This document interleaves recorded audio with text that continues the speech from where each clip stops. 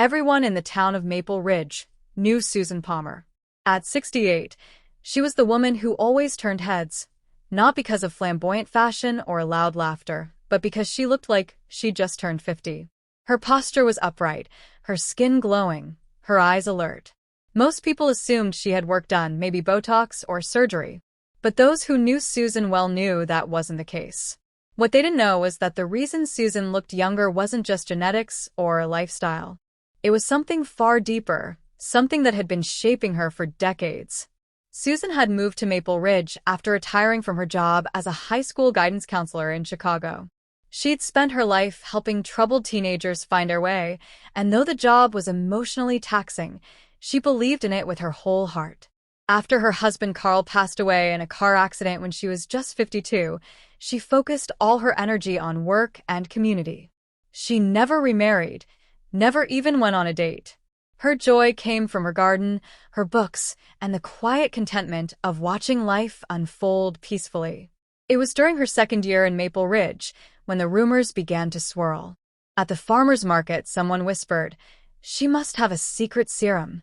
At the library, another said, "I saw her at the gym lifting weights like a 30-year-old."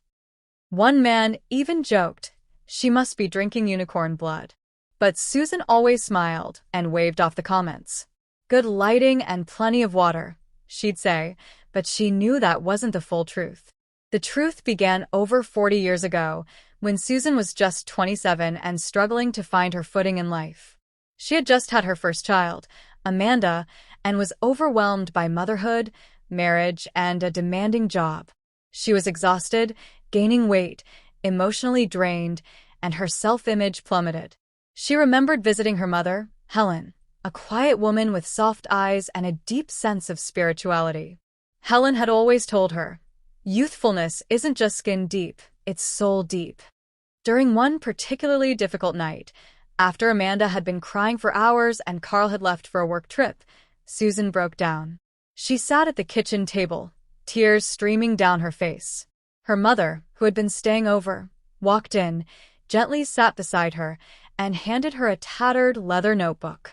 "It's not magic," she said, "but it worked for me, and maybe it'll work for you." Inside the notebook was a list of practices, insights, and reflections Helen had written over the years, her personal pillars of youth.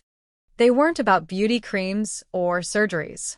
They were about emotional resilience, mindset, daily habits, gratitude, movement, connection, and letting go of resentment. They were simple yet powerful. Susan took the notebook, read every page, and decided to give it a try, not to look younger, but to feel whole again. Over time, those practices became her way of life. She began meditating in the mornings, even if just for 5 minutes.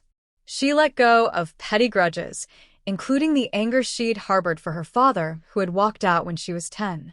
She moved her body daily, not to burn calories, but to feel strong and capable. She filled journals with things she was grateful for, even on the hardest days. She prioritized sleep, drank plenty of water, and adopted a whole food diet. But more importantly, she cultivated joy. She danced in her kitchen. She called her friends. She forgave herself when she failed. Decades passed, and the small choices compounded into something powerful. Her friends aged, some faster than others. They asked her how she kept her vibrance. She would smile and say, "It's a long story." And it was. When Susan turned 65, her daughter Amanda invited her to speak at a wellness seminar in Boston. The topic was ageless living. At first, Susan laughed. "Me? What would I say?" Amanda insisted. "Mom, people need to hear what you've lived. You didn't chase youth. You lived in a way that honored your soul, and it shows." Susan hesitated, but eventually agreed. That one seminar changed everything. After she spoke, dozens of people approached her, some in tears, others clutching notebooks.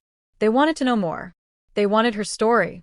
And for the first time, Susan began to realize that perhaps her mother had given her more than just a notebook.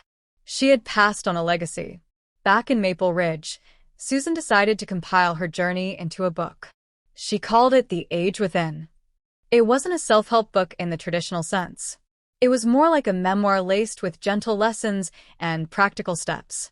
She wrote every morning for 6 months, sitting on her porch with a warm cup of chamomile tea. When the manuscript was complete, Amanda helped her self-publish it. The response was beyond what either of them expected. Thousands of people read her story. Messages poured in from women and men who said they felt seen, understood, and inspired. Some said they cried reading the chapter about Carl's passing. Others said they began journaling gratitude for the first time in years. Susan didn't write it to become known, but people began referring to her as the woman who cracked the code to youth without creams. One afternoon, while walking through Maple Ridge Park, Susan was stopped by a woman in her late 50s named Karen. She was a single mother going through burnout.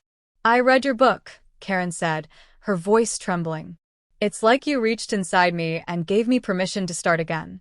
Susan hugged her, tears in her eyes. "You don't need permission," she said gently. "You just need to remember you're still here, and that's enough to begin." What Susan had discovered was that looking younger than your age wasn't just about skincare or diet. It was a reflection of peace, of purpose, of a life lived with intention. She wasn't trying to escape aging. She was embracing it while honoring the vitality within her.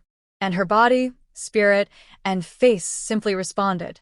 She started a small weekly circle at the community center where women gathered to reflect, share, and support each other. They'd talk about fears, regrets, triumphs, and dreams. They'd laugh, cry, and sometimes sit in silence. But in that circle, youthfulness wasn't measured in years. It was measured in connection, hope, and openness. When Susan turned 70, the mayor of Maple Ridge presented her with a Community Leadership Award for her work in inspiring healthy, connected living. She stood at the podium, her silver hair shining under the lights, and smiled. "People often ask why I look younger than I am," she said to the crowd. "But it's not just about looks. It's about choosing to live each day as if it's worthy of love, growth, and gratitude. It's about knowing that healing doesn't stop just because you've passed a certain birthday. I didn't plan to look young. I just chose to stay alive in spirit." The applause that followed wasn't just out of politeness. It was filled with admiration. Because in that moment, everyone saw her. Not just her appearance, but the life force behind her eyes. She had lived authentically, and it showed. Susan returned home that night, fed her cat Muffin, and made herself a simple salad. She lit a candle on the table, the same way she had done for years. As she sat down to eat, she opened her mother's old notebook, now faded and worn, and traced the words on the first page. "Be soft with yourself. It's the soil for youth to grow." And perhaps that was it. Not magic, not luck, and certainly not surgery. It was soul-level self-care. The kind that doesn't make headlines but leaves a legacy. So if you ever meet